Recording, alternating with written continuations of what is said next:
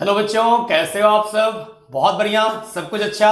अगर आप चाहते हो कि नीट 2023 नीट 2023 आप चाहते हो बहुत अच्छे मार्क्स से क्वालिफाई करना और अपने ड्रीम कॉलेज में जाना और बहुत अच्छे डॉक्टर बनना, तो ये वीडियो आपके लिए है। शुरू से लेकर लास्ट तक देखने का कोशिश करेंगे, आपको बहुत कुछ सीखने को मिलेगा। बच्चों, डेट आपका अनाउंस हो चुका है। नीट 2023 का जो डेट है वो आ चुका है 7 मई 2023 डेट तो अनाउंस हो चुका है। आज मैं ये वीडियो बना रहा हूं वो है 20 दिसंबर को आज मैं ये वीडियो बना रहा हूं। इसके अकॉर्डिंग आप देखें तो लगभग 4 मंथ और 15-16 डेज ऐसा निकल करके आता है। लेकिन बच्चों, मैं आपको बता देना चाहता हूं, इतना आप बेफिक्र मत हो जाइए कि अभी 4 मंथ है।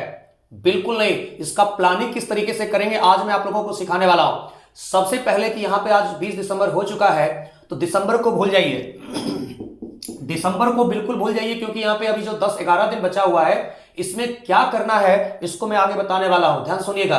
उसके बाद आपको अप्रैल को भी नहीं जोड़ना है, दिसंबर को नहीं जोड़ना है, अभी से अप्रैल को नहीं जोड़ना है। दिसंबर में जो भी बचे हुए हैं 10-11 दिन, उसमें क्या करना है, और अप्रैल में जो आने वाले हैं, अप्रैल एग्जाम से जस्ट पहले वाला मंथ, उसमें क्या करना है उसके मैं प्लानिंग बता रहा हूं। लेकिन सबसे पहले आप लोगों को बताता हूं कि जनवरी से लेकर के मार्च, बस यही आप लोगों को 3 मंथ बच रहा है। जनवरी, फरवरी, मार्च, एग्जैक्ट तैयारी करने का जो यहां पे समय है मेरे पास, वो यही 3 मंथ है। यानी कि आप इसमें से कह सकते हो कि मात्र 90 डेज है, जिसमें कि आप लोगों को खूब प्रैक्टिस करना है, खूब अच्छे तरीके से मेहनत करना है। आप में से बहुत सारे स्टूडेंट ऐसे होंगे जो टारगेट बैच में ज्वाइन किए होंगे, टारगेट बैच में पढ़ रहे होंगे, उनका सिलेबस अभी कंप्लीट नहीं हुआ होगा। मैं जानता हूं कि अभी टारगेट बैच का सिलेबस कंप्लीट नहीं हुआ होगा, लेकिन आपके लिए भी है कि आपको क्या करना है, मैं समझाता हूं पूरी तरह से। अगर सिलेबस आपका कंप्लीट नहीं भी हुआ है, फिर भी आप अभी से क्या करोगे कि आपका अच्छे तरीके से नीट आते आते आपका तैयारी बहुत अच्छे लेवल का हो जाएगा। और जो फ्रेशर में है उनका तो सिलेबस खत्म हो चुका है, उनके लिए भी यहां पे मिलेगा। तो सबसे पहली बात बच्चों, अभी जो दिसंबर में बचा हुआ है 10-11 दिन, इसमें आपको क्या करना है, सबसे पहले जो आपके सबसे वीक पार्ट है फिजिक्स में, केमिस्ट्री में, बायोलॉजी में, सबसे वीक पार्ट है जिसमें से आप लोगों को बिल्कुल कुछ भी नहीं पढ़ा हुआ है, बिल्कुल एकदम से आप सन्नाटा है, उसमें एक भी क्वेश्चन आपसे नहीं बनता है, बिल्कुल नील है, जीरो है। तो अभी समय है दिसंबर में काम करने का समय है। अभी जो 10-11 दिन बाकी है उसमें आप लोग ये काम करिए कि बिल्कुल जिस चैप्टर से कुछ भी आपको समझ में नहीं आता है, बिल्कुल जीरो है, आपको पढ़ने में मन नहीं लगता, इंटरेस्ट नहीं है, वैसे चैप्टर को निकालिए। क्योंकि नीट में तो आप लोगों को हर एक चैप्टर से क्वेश्चन आने वाला है। आपको इंटरेस्ट हो चाहे नहीं हो, आपको अच्छा लगता हो या नहीं लगता हो, आपको समझ में आता हो या नहीं आता हो, उससे मतलब नहीं है। जो सिलेबस में है हर एक चैप्टर से क्वेश्चन आने वाले हैं, इसलिए ज्यादा अच्छा रहेगा कि अभी जो 10-11 दिन दिसंबर में बच रहा है, आप अच्छे तरीके से इसको कवर कर लीजिए, थोड़ा थोड़ा आप सीख लीजिए, बनना स्टार्ट हो जाएगा। जैसे ही दिसंबर खत्म होता है दिसंबर जैसे ही खत्म होता है, तो जनवरी से मार्च के लिए मैं आप लोगों को बता रहा हूं अब क्या करना है, सुनिएगा। चाहे आप टारगेट बैच में आपका सिलेबस कंप्लीट हुआ हो चाहे नहीं हुआ हो, और जिसका सिलेबस कंप्लीट हो चुका है तो आपको बहुत बढ़िया मौका है सभी लोगों के लिए, क्योंकि जो टारगेट में है वो 12th पास आउट है। 12th पास आउट है तो आपको पूरा का पूरा सिलेबस जरूर पढ़ाया गया होगा 11th क्लास और 12th क्लास में, तब तो आज आप टारगेट में है ना, तो आपको 11-12 पढ़ा हुआ है। तो आपको क्या करना है, 1 जनवरी से आप लोगों को यह काम करना है कि जो प्रीवियस ईयर का क्वेश्चन है, प्रत्येक दिन एक सेट बनाना है। मान लीजिए किसी दिन आपने बना लिया, किसी दिन आपने 2018 का बनाया, किसी दिन 2019 का बनाया, किसी दिन आपने 2015 का बनाया, 16 का बनाया। इस तरीके से आप लोगों को जो दिया हुआ रहता है ईयर वाइज जो आप लोगों को दिया हुआ है, एक कंप्लीट सेट आप लोगों को एक दिन बनाना है। 1 जनवरी से आपको स्टार्ट करना है, अब बिल्कुल मार्च के एंड तक आपको यह काम करना है कि एक सेट डेली बनाइए, और उसमें से देखिए कि कितना क्वेश्चन आप लोगों को पूरे कॉन्फिडेंस के साथ बना है। किसी भी क्वेश्चन को तुक्का नहीं मारना है, तुक्का मार करके सही नहीं कर लेना है, या आंसर को रटना नहीं है। आप लोग ईमानदारी रखिए अपने ऊपर, और कभी भी उस क्वेश्चन बैंक में क्वेश्चन का आंसर टिक मत कर दीजिए, क्योंकि दोबारा फिर से आपको बनाना है, सीखने के लिए बनाना है, तो याद करने के लिए नहीं बनाना है, आपको टिक करके नहीं रख देना है एक ही बार में। तो आपको एक बार क्या करना है, कॉपी पे सबका क्वेश्चन का नंबर लिख देने का, और फिर आंसर निकाल करके उसका आंसर लिख देने का, और एक ही बार लास्ट में मिलाने का। ऐसा भी गलती नहीं करना है, बहुत सारे बच्चे गलती क्या करते हैं, एक क्वेश्चन बना लिया, आंसर मिला लिया, एक क्वेश्चन बना लिया फिर आंसर मिला लिया, ऐसा गलती नहीं करना है। पूरा 180 का 180 आप कंप्लीट सॉल्व करिए और उसको सॉल्व करने के बाद आप लोगों को आंसर मैच करना है, देखना है कि कितना गलत हुआ, कितना सही हुआ, कितना मार्क्स मेरा आ रहा है। क्योंकि आपके पास कितना टैलेंट है, कितना नॉलेज है, कितना ज्ञान है, कहां आप हैं, वो छन करके तभी निकलेगा। आप किस लेवल के स्टूडेंट अभी तक बने हैं वो तभी पता चलेगा जब आप टेस्ट देंगे। अगर आपके इंस्टीट्यूट में, आपके कोचिंग में जहां पढ़ाई कर रहे हैं, आप जहां स्कूल में पढ़ाई कर रहे हैं, वहां पे अगर रेगुलर टेस्ट हो रहा है, वो तो हो ही रहा है, वो आपको वीक में एक बार होता होगा, तो वीक में एक बार होता होगा, उससे काम नहीं चलेगा। उस टेस्ट के तैयारी के लिए आपको डेली प्रैक्टिस करना पड़ेगा। तो जनवरी से आप लोग 1 जनवरी से नए साल जैसे ही आएंगे, आपको स्टार्ट कर देना, एक सेट डेली बनाना है और उसमें से देख लीजिए कि कौन ऐसा क्वेश्चन है जो कि आपको कंफ्यूजन हुआ था, कंफ्यूजन को अलग कर लीजिए, ठीक है। कौन ऐसा क्वेश्चन है जहां पे कि आपको बहुत ज्यादा टफ लगा, जो कि आपको सॉल्व करने में बहुत ज्यादा दिक्कत हुआ, ठीक है। तो एक ऐसा हुआ होगा जहां कंफ्यूजन हुआ, आपको आता था लेकिन मेमोरी में उस टाइम नहीं आया, ठीक है। तो मेमोरी बेस्ड क्वेश्चन था, इंफॉर्मेटिव था, आपको उसमें मेमोरी में नहीं आया, उसका एक अलग बना लीजिए कि वो हो जाएगा कंफ्यूजन हुआ था, ठीक है। एक होगा ऐसा जिसमें कि बहुत ही टफ होगा, बहुत ही टफ होगा, और एक हुआ जो कि आपने अटेम्प्ट लिया, लग रहा था कि मुझे आता है, अटेम्प्ट लेकर के बनाया लेकिन क्या हो गया, रॉन्ग हो गया। इस CTW पे आपको अच्छे तरीके से काम करना है कि जिसमें कंफ्यूजन हो गया या फिर बहुत ज्यादा टफ था, हम लोग उस पर समझ नहीं पाए, या फिर एक हुआ होगा कि बनाया आपने, कभी आपने उस तरह का क्वेश्चन सॉल्व किया था लेकिन थोड़ा थोड़ा सिली मिस्टेक हो गया जिसके कारण गलती हो गया। तो इस 3 प्रकार के जो क्वेश्चन होंगे CTW उसको लिख दिया कीजिए और उसको क्या करिए कि आप जहां भी पढ़ते हैं अपने टीचर से आप लोग वहां पे जाकर के डाउट को क्लियर कर लीजिए, ठीक है। अगर आप कहीं कोचिंग में ज्वाइन नहीं किए हुए हैं, आप ऑनलाइन वगैरह पढ़ते हैं, तो आप इस तरीके के क्वेश्चन का सॉल्यूशन ढूंढने की कोशिश करिए जहां भी आप पढ़ाई करते हैं, या फिर अपने से थोड़ा सा ज्यादा जो पढ़ने में अच्छा होगा, आपका दोस्त होगा, फ्रेंड होगा, जरूर होगा आपका दोस्त, तो आपको क्या करना है, उस दोस्त के साथ बैठ करके थोड़ा सा बातचीत करना है, डिस्कशन करना है। क्योंकि बहुत सारे अच्छे बच्चे को मैंने देखा है जो क्वालिफाई करते हैं तो वो टीचर के पास बहुत कम ही क्वेश्चन लेके जाते हैं, 1 क्वेश्चन 2 क्वेश्चन 4 क्वेश्चन लेके जाते हैं। मैक्सिमम क्वेश्चन वो आपस में ही सॉल्व कर लेते हैं, ग्रुप में डिस्कशन करके और ग्रुप में ही एक दूसरे को बता करके सॉल्यूशन निकाल लेते हैं। तो ऐसा अगर आप करके पढ़ते हैं, अगर आपका फ्रेंड सर्कल अच्छा है तो यकीन मानिए आपका तैयारी बहुत ही ज्यादा बूम करेगा, बहुत ऊपर तक जाएगा आप लोगों का तैयारी, और बहुत अच्छा मार्क्स बहुत तेजी से ग्रो करेगा। इसको आप फॉलो करके देखिए, जनवरी से मार्च तक डेली कसम खा लीजिए कि बिल्कुल कुछ भी हो जाए, खाना नहीं मिले ठीक है, बीमार भी पड़ गए, कुछ भी हो जाए, मूड नहीं है, कुछ भी आपको बहाना नहीं चलेगा, डेली आप लोग बनाइए एक सेट। आप कहोगे सर इतना सेट कहां से आएगा, बता रहा हूं। आप लोग जब जनवरी से लेकर के फरवरी में जब इंटर करेंगे तो आप लगभग 30-31 सेट बना दिए रहेंगे।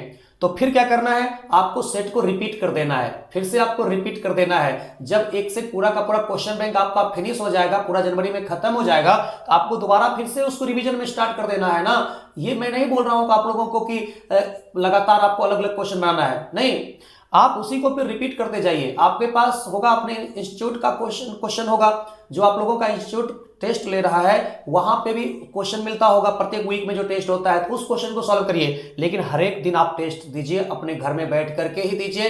एक सेट तो हर हाल में सॉल्व करना ही है, 180 क्वेश्चन डेली सॉल्व करना है। उससे जो छन करके आएगा, निकल करके आएगा, कहां पे आपको कंफ्यूजन हुआ, कहां टफ लगा, कहां रॉन्ग लगा, फिर उसको बैठ के एनालिसिस करिए। बच्चों, टेस्ट में आप लोग जो मार्क्स देख करके खुश होते हैं या फिर डिप्रेस हो जाते हैं, वो मत होइए। मैं आप लोगों को यहाँ पे बता रहा हूं, अक्सर बच्चे क्या करते हैं, किसी टेस्ट में उनको 600 से एबव मार्क्स आ गया, खूब खुश हो गए या मेरा तो रिजल्ट हो जाएगा, और किसी टेस्ट में अगर उनका 500 से नीचे आ गया, 400 से नीचे आ गया, 300 आ गया, तो डिप्रेस हो जाते हैं कि मेरा रिजल्ट नहीं होगा। देखो, टेस्ट जो होता है आपके कहीं भी कोचिंग में होता है, आप जहां पढ़ते हैं वहां होता है, या आप लोग खुद टेस्ट देते हैं, तो जो मार्क्स आता है वो एनालिसिस के लिए है। उसको लेकर के आप लोग ऐसा मत खुश हो जाए कीजिए या डिप्रेस हो जाए कीजिए, उससे ज्यादा फर्क नहीं पड़ता है। मैंने बहुत सारे ऐसे स्टूडेंट को देखा है जो 450 ला रहे थे, 480 ला रहे थे, 500 के आसपास ला रहे थे, और वो आज कॉलेज में पढ़ रहे हैं, जो रिजल्ट लेकर के अच्छे मेडिकल कॉलेज में पढ़ाई कर रहे हैं। और मैं आपको बताऊं क्या, ऐसे भी बच्चे को देखा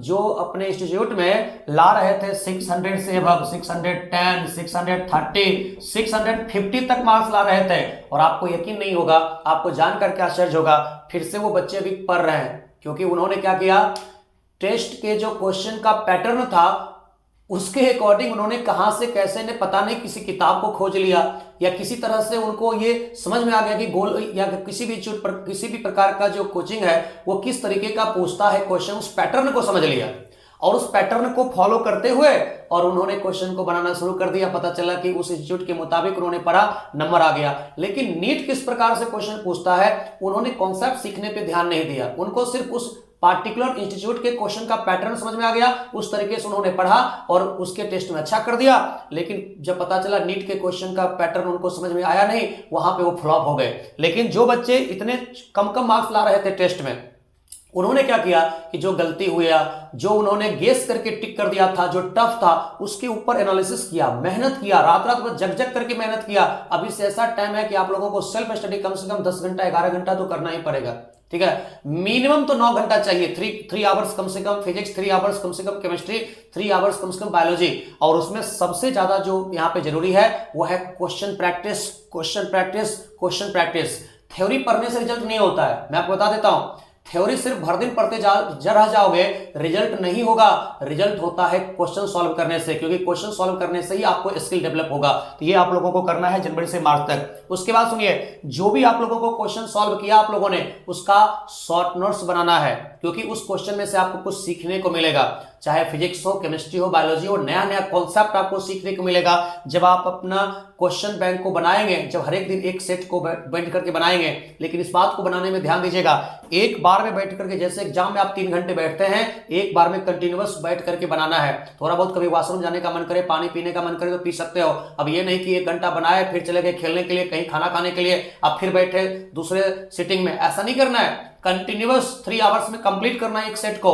और उसके बाद थोड़ा घूम करके, थोड़ा सा फ्रेश होकर के, फिर जो क्वेश्चन गलत हुआ, जो कंफ्यूजन हुआ, टफ हुआ, जो गेस करके मारे, सबका एनालिसिस स्टार्ट करेंगे, उसका आंसर खोजेंगे बुक में जाकर के, क्लास नोट्स में जाकर के, और फिर अपने आप को यहाँ पे जो टाइम बचेगा उसमें लगाएंगे हम लोग थ्योरी के रिवीजन में। ये काम करने के बाद जो टाइम बचेगा 3 घंटा 4 घंटा के बाद, वो आपको टाइम लगाना है अब फिर से थ्योरी पढ़ने में। और थ्योरी कहां से पढ़ना है, तो सबसे पहले बता देना चाहता हूं कि बॉटनी, जियोलॉजी, उसके बाद हो गया हम लोगों को ऑर्गेनिक केमिस्ट्री और इनऑर्गेनिक केमिस्ट्री।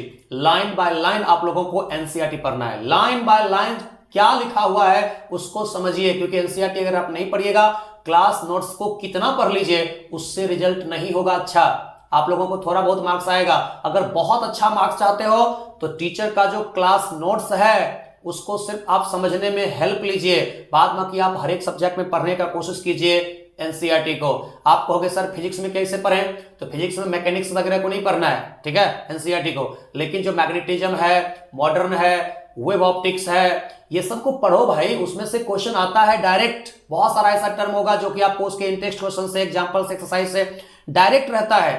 तो आप लोग एनसीईआरटी को पढ़िए, फिजिक्स में भी पढ़िए। हाँ, ये मैकेनिक्स वगैरह को नहीं पढ़ना है, लेकिन मैग्नेटिज्म हो गया, करंट इलेक्ट्रिसिटी हो गया, उसका वगैरह नॉमेरिकल बनाइए, उसका जो फिगर है उसको आप देखिए। मॉडर्न हो गया, उसके बाद आप वेब ऑप्टिक्स वगैरह देख सकते हो। तो जो भी वहां पे क्वेश्चन है, जो भी फिगर है, उसको आप लोग जरूर समझने की कोशिश करिए। एनसीईआरटी से क्वेश्चन फिजिक्स से भी आता है। और जहां तक फिजिकल केमिस्ट्री की बात है ना, तो फिजिकल केमिस्ट्री में आप देख लो पिछले 3-4 साल का क्वेश्चन उठा करके, सारा क्वेश्चन रहता है फॉर्मूला बेस्ड। अगर आपको फॉर्मूला याद है और अगर आपको फॉर्मूला पुट करने आ गया, तो फिजिकल केमिस्ट्री में एकदम मुफ्त में बोनस का मार्क्स मिल रहा है। कुछ मेहनत ज्यादा करने की जरूरत नहीं पड़ती है। कहां पे किसका कौन फॉर्मूला लगता है, कैलकुलेशन आपको आता है तो हो गया, उसका बन जाता है। उसके बाद ऑर्गेनिक और इनऑर्गेनिक पूरा रिएक्शन आपको A to Z 100% जो भी पूछता है वो एनसीईआरटी से पूछता है। और उसको समझने के लिए खास करके ऑर्गेनिक में 11th वाला जो पार्ट है, उसके लिए आप लोगों को अपने टीचर जो पढ़ाए हैं क्लासरूम में, उसका हेल्प आपको लेना पड़ेगा, क्योंकि 11th वाला जो पार्ट है उसमें आपको हर एक चीज एनसीईआरटी में नहीं मिलेगा, जो कि पूछा जाता है बाहर से, ठीक है। लेकिन 12th वाले जो पार्ट हैं वो पूरा का पूरा केमिस्ट्री ऑफ लाइफ हो गया, बायोमोलिक्यूल्स हो गया, पॉलीमर्स हो गया, जितने भी एमीन्स हैं, एल्कोहल फिनॉल ईथर्स हैं, एल्डिहाइड कीटोन कार्बोनिक एसिड है, हेलोएल्केन हेलोरीन है, सब पूछता है क्वेश्चन एनसीईआरटी से A to Z। लेकिन रिएक्शन मैकेनिज्म को समझने के लिए आप लोगों को क्लास नोट्स का हेल्प लेना पड़ेगा, क्योंकि रिएक्शन मैकेनिज्म से जो क्वेश्चन आता है तो उसके बिना आपको समझ में नहीं आएगा। बात क्लियर हो गया ना। तो ध्यान रखना है, जनवरी से मार्च तक आप लोगों को एक एक सेट डेली बनाना है, एनालिसिस करना है, टीचर से डिस्कस करना है, और हर एक मंथ में उसको फिर से रिपीट करते जाना है, लेकिन एक सेट डेली बनाना है। दिसंबर अभी जो बचा हुआ है टाइम, इसमें आप लोगों को क्या करना है, कंप्लीट जो भी इंटरेस्टिंग आपको नहीं लगता है, बोरिंग लगता है, आपने कभी नहीं पढ़ा है, बिल्कुल खराब मार्क्स आता है जिस टॉपिक में, जिस चैप्टर में, उसको आपको कवर करना है भी दिसंबर में। अब बच्चों जब आप दिसंबर कंप्लीट कर लिया, जनवरी से मार्च तक पूरा सेट बना करके एनालिसिस करते गया, आपको नॉलेज बहुत ज्यादा आ जाएगा। जैसे जनवरी से मार्च तक एक एक सेट आपने डेली बनाया ना, जितना प्रीवियस ईयर का क्वेश्चन है उसको जब आप बना लोगे, कॉन्सेप्ट के साथ सीख लोगे, आपको देखना अप्रैल में जैसे ही आप इंटर करोगे तो अप्रैल में आपका जो मार्क्स है बहुत ज्यादा बढ़ेगा। अप्रैल मंथ में आपका मार्क्स अपने आप टेस्ट में बहुत ज्यादा बढ़ेगा, क्योंकि वही कॉन्सेप्ट रहेगा जो आपने जनवरी से मार्च तक आपने क्वेश्चन का प्रैक्टिस किया था, जो प्रीवियस ईयर का पूछा हुआ क्वेश्चन था उसको प्रैक्टिस किया। आपके इंस्टीट्यूट में जो टेस्ट हुआ था प्रत्येक वीक में, उसके क्वेश्चन को निकाल करके आपने प्रैक्टिस किया।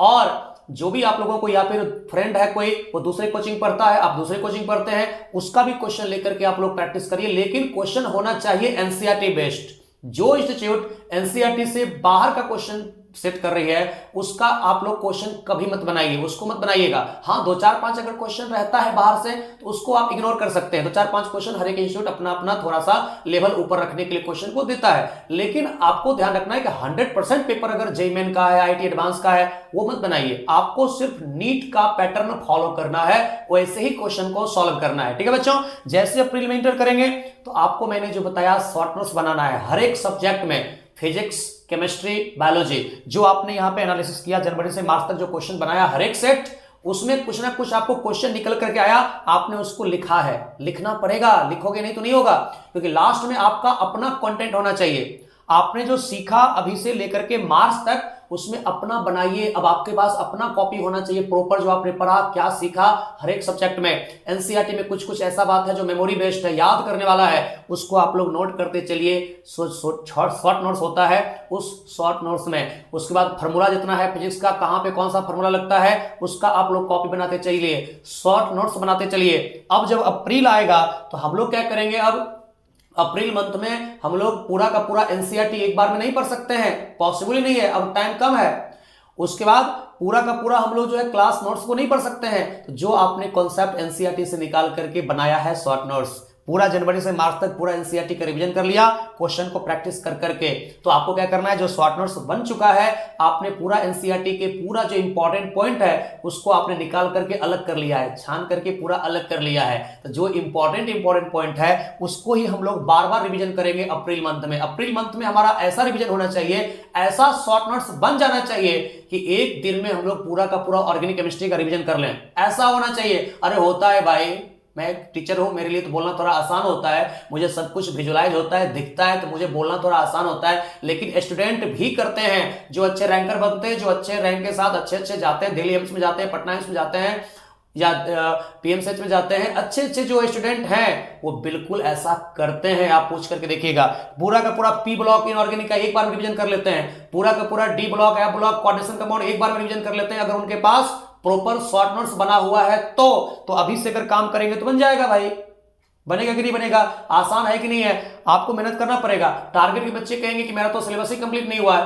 देखो भाई, आप 12th पास आउट है, आपके पास 11th और 12th पढ़ाई अच्छे से हुआ होगा, नहीं भी अच्छे से हुआ होगा, कुछ तो हुआ होगा ना, बहाना नहीं चलेगा। क्योंकि देखिए, सिलेबस आपका कितना भी कंप्लीट हो जाएगा ना, 5 साल पढ़ लीजिए, 6 साल पढ़ लीजिए, 4 साल पढ़ लीजिए, आपको हमेशा लगेगा कि कुछ ना कुछ कमी ही है। अभी भी एक बार और पढ़ लें, एक बार और पढ़ लें, कभी सिलेबस कंप्लीट नहीं होता है, ठीक है ना। तो आपको सिलेबस जो भी चल रहा है अभी अपने इंस्टीट्यूट में, अपने कोचिंग में जो चल रहा है, उसको तो फॉलो करिए ही। क्लास मत बंक करिएगा, क्लास मत छोड़िएगा, वो बहुत खतरनाक हो जाएगा। तो क्लास जो आपका चल रहा है उसको तो प्रॉपर तरीके से करिए, और जो करंट टॉपिक अभी आपको कोचिंग में पढ़ाया जाता है, अपने इंस्टीट्यूट में पढ़ाया जाता है, उसको तो ज्यादा फॉलो करिए, अपने टीचर से सीखिए, क्लासरूम में सीखिए, वो ज्यादातर आपको आगे चल के फायदा करेगा। 1 मंथ 2 मंथ के बाद बहुत फायदा करेगा, वो क्लास बिल्कुल मिस मत करिएगा। उसके साथ साथ आपको मैं ये करने के लिए सिखा रहा हूं कि क्लास अगर आपका चल रहा है, सिलेबस कंप्लीट नहीं हुआ है, अभी आपका आधा सिलेबस ही हुआ है, तो आपको फिर भी पूरा सिलेबस, कंप्लीट सिलेबस का आपको सेट बनाना है, प्रीवियस ईयर का बनाना ही है। तब आपको पता चलेगा, इंटरेस्ट आएगा कि वो चैप्टर अच्छा होने वाला है, इसमें मैंने ये गलती किया था, वो गलती किया था, आपको निकल के आएगा। बस समझ रहे हो मेरी बातों को। और जब ये बात आपको निकल करके आएगा, तो मान लो अभी आपका पढ़ाई नहीं भी हुआ है, आप टारगेट बैच के हैं, अभी आपका बैच पीछे शुरू हुआ था, तो आपको जो वो चैप्टर जब आगे स्टार्ट होगा, जिस चैप्टर का क्वेश्चन आप लोग यहाँ पे फंसे थे, आपको मजा आ जाएगा। आएगा कि नहीं आएगा? इस तरीके से आप फॉलो करके देखिए, आपको अप्रैल आते आते जो है जबरदस्त मार्क्स बनेगा। और आपको जब नीट एग्जाम में बैठे आप 7 मई को जब आप नीट देने के लिए बैठोगे ना, तो उस समय लगेगा अरे रे रे, ये सारा क्वेश्चन तो मैंने प्रैक्टिस किया था, सर जी ने बताया था जनवरी से मार्च तक जिस तरीके से प्रैक्टिस करने का, मैंने उस तरीके से प्रैक्टिस किया, पूरा का पूरा क्वेश्चन का एनालिसिस किया, एनसीईआरटी में जाकर के उसको ढूंढा, पढ़ा, क्लास नोट्स का मैंने प्रॉपर तरीके से रिवीजन किया, शॉर्ट नोट्स बनाया और अप्रैल में एकदम से खूब जम करके शॉर्ट नोट्स का रिवीजन किया, पूरा का पूरा 2-3 चैप्टर 3 चैप्टर एक दिन में रिवीजन करेंगे, इस प्रकार का हमने बनाया। और डेली रात में सोने वक्त हम लोगों ने पूरा का पूरा विजुलाइज किया, बातों को सोचा, चिंतन किया कि भर दिन हमने क्या काम किया है, पता चलेगा मेमोरी में सारे बात रिपीट हो रहे हैं, क्विक फास्ट, इस तरीके से होता है। लास्ट में जब अप्रैल खत्म हो जाएगा तो मई आ जाएगा, तो 1 तारीख से लेकर के 6 तारीख तक क्या करेंगे, उस समय आप लोगों को यही शॉर्ट नोट्स काम देता है। ऐसा शॉर्ट नोट्स हमको प्रॉपर तरीके से बनाना है, ऐसा बनाना है कि एक दिन में पूरा केमिस्ट्री का रिवीजन होना चाहिए फास्ट, एक दिन में पूरा का पूरा फिजिक्स का फॉर्मूला होना चाहिए रिवीजन फास्ट, एक दिन में पूरा का पूरा बॉटनी, एक दिन में पूरा का पूरा जूलॉजी। इस तरीके से आप लोगों को कॉम्पैक्ट करना पड़ेगा छोटी छोटी बातों को। ये नहीं कि भैया कॉन्सेप्ट है ही नहीं, समझे हुए कुछ है ही नहीं, तब शॉर्ट नोट्स नहीं बनता है। शॉर्ट नोट्स वही बना सकता है जिसके पास प्रॉपर कॉन्सेप्ट है। तो अभी टाइम है, अभी से लेके मार्च तक पूरा का पूरा कॉन्सेप्ट डेवलप करने का और क्वेश्चन के थ्रू कॉन्सेप्ट में जाने का। बहुत बच्चा क्या करता है, थ्योरी पढ़े जा रहा है, न्यूमेरिकल बना ही रहना है, क्वेश्चन बना ही ले रहा है, या क्वेश्चन बनाने जा रहा है तो 5-10 क्वेश्चन बनाता है चैप्टर वाइज। ऐसे नहीं करना है। अभी जो टाइम आ गया वो आपको पहले ईयर वाइज बनाना है पूरा का पूरा सेट, और उसके बाद अगर जो चैप्टर आपका वीक है उस चैप्टर में जाइए और उस चैप्टर का पहले आप क्लास नोट्स को पढ़िए ठीक से, क्लास में अगर पढ़ाई चल रहा है तो उसको ध्यान से पढ़िए, और उसके बाद एनसीईआरटी में वो टॉपिक है तो उसको जाकर के आप रिवीजन करिए, पढ़िए, और फिर चैप्टर वाइज वाले में जाकर के जिस चैप्टर आपका वीक है, अभी आपका नहीं हुआ है, उसको जाकर के चैप्टर वाइज में बनाइए। वो सब करना है साइड से, लेकिन जो मैंने कहा ये जनवरी से मार्च तक एक सेट आप लोग हर दिन बनाइए, आपका बहुत अच्छा होगा। बहुत सारे बच्चे का क्वेश्चन होता है कि सर जब टेस्ट में बैठते हैं तो टाइम जो है मैनेज नहीं कर पाते हैं और वहां पे जो है सो बहुत गलतियां हो जाती है। तो बच्चों आपको ध्यान रखना है, जब भी आप टेस्ट में बैठो तो उस समय आप लोग ध्यान से अच्छे तरीके से एक बार पूरा का पूरा फिजिक्स केमिस्ट्री बायोलॉजी एक बार देख लिया करो कि पहले यहाँ पे जो जो क्वेश्चन आसान है, जो जो क्वेश्चन आ रहा है 1 सेकंड के अंदर डायरेक्ट मेमोरी बेस्ड है, हमको आ ही रहा है, तो पूरा एक बार फिजिक्स केमिस्ट्री बायोलॉजी तीनों एक बार में अटेम्प्ट लिया करो। लगातार एकदम पढ़ते चले जाना है क्वेश्चन को, जो जो आ रहा है, जो एक एक लाइन का क्वेश्चन है फटाफट फटाफट टिक करो और सबको सर्कल करके रंग के खत्म करो, ठीक है। और उसके बाद आप लोग क्या करें, जो थोड़ा सा सोचने वाला है, कैलकुलेटिव है, सोच करके होगा, उसको बना लीजिए, कंप्लीट बनाइए एक साथ। आप लोग गलती क्या करते हैं, पूरा फिजिक्स से स्टार्ट करते हैं, चाहे मैक्सिमम बच्चा बायोलॉजी से स्टार्ट करता है, अब बायोलॉजी को बनाने में ही 2 घंटा लगा देता है। अब आप बताइए कि आप बायोलॉजी में ही लगा देते हैं 1.5 घंटा 2 घंटा, कैसे टाइम मैनेज होगा। तो प्रॉपर तरीके से सब कुछ आप पढ़ते चले जाइए और खत्म करके उसको रंग दीजिए। उसके बाद जो थोड़ा सा ऊपर लेवल का है, सोचने वाला है, उसको बनाइए, फिर जो बना सर्कल के खत्म करिए।